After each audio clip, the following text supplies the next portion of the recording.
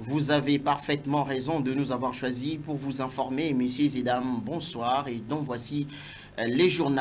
Et en santé, le docteur Roger Ngatu de l'université de Kagawa au Japon a publié le résultat de ses études expérimentales mécanistiques sur les traitements des syndromes métaboliques et diabétiques. C'était au cours de l'émission HP de Rep Télévision présentée par Alpha Kingo le dimanche dernier. Donc voici l'extrait de son intervention. Suivez. Pour me résumer, je disais que cette vidéo est en rapport avec l'étude expérimentale réalisée sur le modèle des rats diabétiques et obèses en vue de comprendre le mécanisme d'action de notre produit, la formule Ngatu, qui est composée de deux biomatériaux extraits de plantes comestibles, n'est-ce pas, de la ville de Kochi, ici au Japon. Avant cette expérience, nous avons réalisé 2 essais cliniques qui ont permis à ceux qui nous puissions comprendre les effets bénéfiques de ce produit, notamment l'essai clinique sur la production d'adiponectine, parce que ce produit est ce que nous appelons un modulateur naturel d'adiponectine, NAMI, c'est un terme anglais. C'était Dr Roger Ngatu depuis Japon. Je vous rappelle que Dr Roger Ngatu, c'est un professeur à l'université de Kagawa au Japon et il a fait de grandes études au niveau de Kinshasa, à l'université de Kinshasa, l'INIKIN. Il est aussi membre de l'AFMED, Association des anciens de la faculté de médecine. Dr Roger actuellement est partenaire officiel de la chaîne de télévision OREB. Il y a 2 mois passés, il a été officiellement avec l'ingénieur Apikaloulou à distance en signature d'une convention de collaboration pour gagner cet espace HP, une heure pour la paix. Et partant de cet espace, Dr Roger Ngatu, à travers sa fondation Congo for Peace, est en train de pouvoir transmettre au monde par le biais de la télévision OREB FM TV sa vision, ses recherches, ses inventions et ses études. Juste saluer toute l'équipe, les héros dans l'ombre de OREB FM TV. Merci également aux promoteurs de l'UTH, l'ingénieur Rafi Kamelou, pour nous avoir donné cette opportunité de pouvoir expliquer les résultats de nos recherches. Certainement, on pourra avoir d'autres opportunités pour entrer en profondeur, donner les détails nécessaires et ainsi que la prochaine étape de nos recherches et comment nous allons, n'est-ce pas, disponibiliser ce produit pour la santé de nos communautés. Merci et au revoir.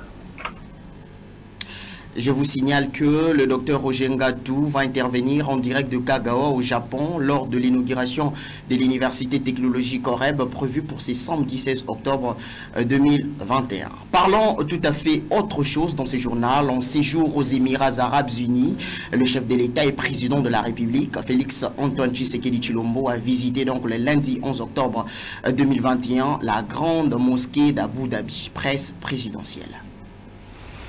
Pendant son séjour de travail de 112 heures aux Émirats Arabes Unis, le président de la République démocratique du Congo, Félix Antoine Tshisekedi Tshilombo, a visité la grande mosquée d'Abu Dhabi. Guidé par Youssef Al-Obed, directeur général du centre islamique Mosquée touristique Zayed, nom de Cheikh Zayed Ben Sultan Al Nahyan, premier président des Émirats Arabes Unis et commanditaire de l'édifice, le chef de l'État a eu des explications claires et nettes sur l'histoire musulmane et la construction de cette bâtisse qui aiguise la curiosité de tout visiteur aux Émirats Arabes Unis. Avec une superficie de 22 412 mètres carrés et sa capacité d'accueil de 40 000 personnes, la mosquée Zayed est la plus grande mosquée des Émirats Arabes Unis et 9e au rang mondial. Elle est située à l'est du Golfe. Sa construction s'est étendue de 1995 à 2007 pour un coût total de 400 millions d'euros. À la fin de sa visite, le chef de l'État s'est livré à la signature du livre d'or de la grande mosquée. Il s'est dit impressionné par cette œuvre grandiose, érigée à la gloire d'Allah, qui est aussi devenue un site touristique incontournable pour les visiteurs qui débarquent à Abu Dhabi.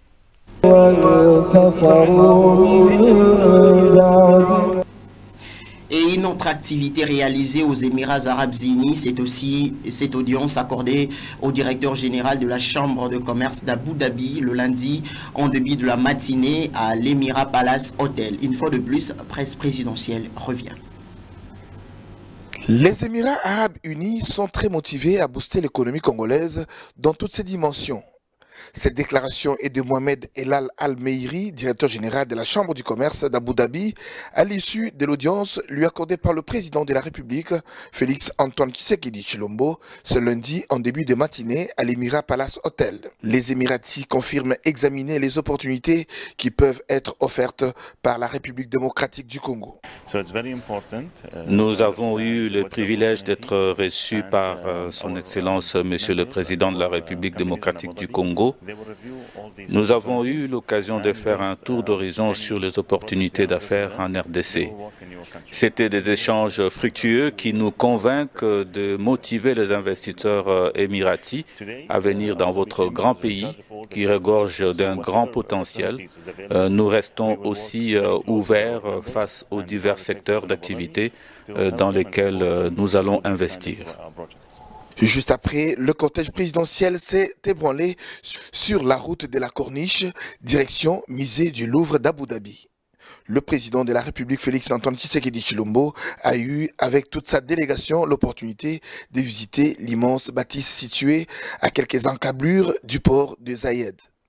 Ce musée, inauguré en mars 2007, est, faut-il le rappeler, le fruit de la coopération culturelle franco-émirati. Accompagné de ses collaborateurs et des membres du gouvernement, le président de la République s'est fait guider par la responsable du musée tout le long de sa visite. Le Louvre d'Abu Dhabi regorge des œuvres de renom issues du musée du Louvre de Paris. À l'issue de sa visite, Félix Antoine Tshisekedi Tshilombo s'est dit ému. Il s'est rendu compte de la rencontre des cultures à travers les œuvres exposées, ce qui, pour lui, donne la preuve de notre origine commune. L'humanité est un véritable carrefour des civilisations, a-t-il déclaré dans le livre d'or du musée du Louvre d'Abu Dhabi.